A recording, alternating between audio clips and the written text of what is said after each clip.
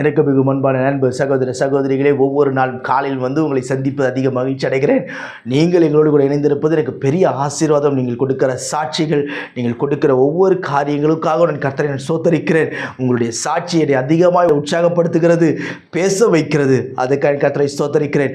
இன்னும் பெரிய காரியங்களை நீங்கள் பார்ப்பீர்கள். கர்த்தர் நாளை ஆசீர்வதிக்கும்படி நமக்கு கொடுத்திருக்கிற உன்னதமான ஆலோசனை என்ன என்று பார்ப்போம். அது ரோமர் 11:20 சொல்லுகிறது, மேட்டிமை சிந்தையாயிராமல் பயந்திரு என்று கர்த்தருடைய வார்த்தை சொல்லுகிறது. மெட்டிமை சிந்தையாயிராமல் பயந்திரு என்று கர்த்தருடைய வார்த்தை. இன்னைக்கு நம்முடைய சிந்தையில் நாம் சற்று கவனித்து பார்க்க வேண்டும். பிரியமானவர்களே, இன்னைக்கு நாம் சுற்றி பார்க்கிற ஒவ்வொரு காரியங்கள், ஒவ்வொரு ஆசீர்வாதங்களையும் கர்த்தர் நமக்கு ஈவாய் கொடுத்திருக்கிறது என்பதை நீங்களும் நானும் அறிந்து கொள்ள வேண்டும். நீங்கள் செய்கிற நல்ல வேலை கர்த்தர் ஈவாய் கொடுத்தது. நீங்கள் செய்கிற ஊழியம் கர்த்தர் உங்களுக்கு ஈவாய் கொடுத்தது. நீங்கள் சம்பாதிக்கிற சம்பாதியம் கர்த்தர் உங்களுக்கு ஈவாய் கொடுத்தது. உங்களை நேசிக்கிற ஜனங்களை கர்த்தர் உங்களுக்கு சுற்றி கொடுத்திருக்கிறார் என்று சொன்னால் அது கர்த்தர் உங்களுக்கு ஈவாய் ஏற்படுத்தி கொடுத்திருக்கிற நல்ல ஒரு ஐக்கியம்.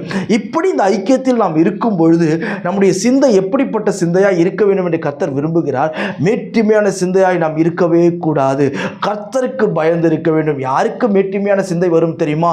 யாருடைய இருதயத்தில் தேவனுடைய பயம் இல்லையோ அவனுக்கு நிச்சயம் மேட்டிமையான சிந்தை வரும். யாருடைய இருதயத்தில் கர்த்தருடைய அன்பு இல்லையோ அவர்களுக்கு தான் இந்த மேட்டிமையான சிந்தை வரும். அது எப்படி வருமா? நன்றாய் கவனித்து பாருங்கள்.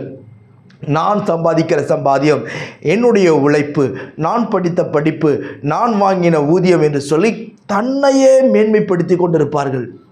நன்றாய் கவனியுங்கள்.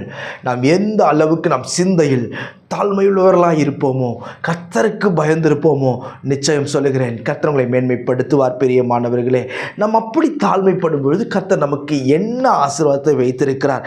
யாக்கோபு 4:6 சொல்லுகிறது, தாழ்மையுள்ளவனுக்கோ கிருபை அளிக்கிறார். இப்படி சிந்தையில் நாம் தாழ்மையாக இருக்கும் பொழுது கிருபை பெருகி கொண்டே இருக்கும். உங்களை யார் யாரெல்லாம் பார்க்கிறார்களோ அவருடைய கண்களில் கர்த்தர் இரக்கத்தை கொடுப்பார். யார் யாரெல்லாம் கெர்ச்சிக்கிற சிங்கத்தை போல ஓடி வந்தார்களோ அவர்கள் எல்லாரும் உங்களை பார்த்தவுடன் தாழ்மையோடு பேசுவார்கள். எல்லாரும் உங்கள் வழியே வருவார்கள். யாரும் உங்களை எதிர்க்க மாட்டார்கள். காரணம் என்ன தெரியுமா?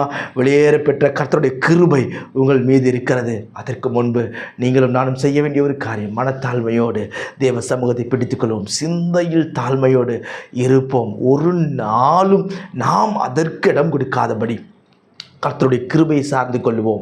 நீங்கள் மேன்மைப்படுத்தப்படுவீர்கள். நான் உங்களுக்கு ஜெபிக்கட்டும். பரலோக பிதாவே, இந்த வார்த்தையெல்லாம் கேட்கிற அன்பு சகோதர சகோதரிகள் ஒவ்வொருவருக்கும் நான் ஜெபிக்கிறேன்.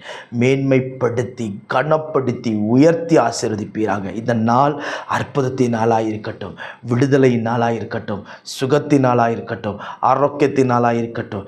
இன்றைக்கு அற்புதம் நடக்க துவங்கட்டும். இந்த நாளில் தேவ மகிமை வெளிப்படட்டும். கிருபை பெருகட்டும். உன்னதமான தேவனுடைய பலன் உடைய பிள்ளை அலங்கரிக்கட்டும். சுவாமி ஆசீர்வதித்து உயர்த்துவீராக. உங்கள் நாமத்தை மகிமைப்படுத்தும். இயேசுவின் நாமத்தில் ஜெபிக்கிறேன் ஜீவனுள்ள பிதாவே. ஆமென், ஆமென். God bless you.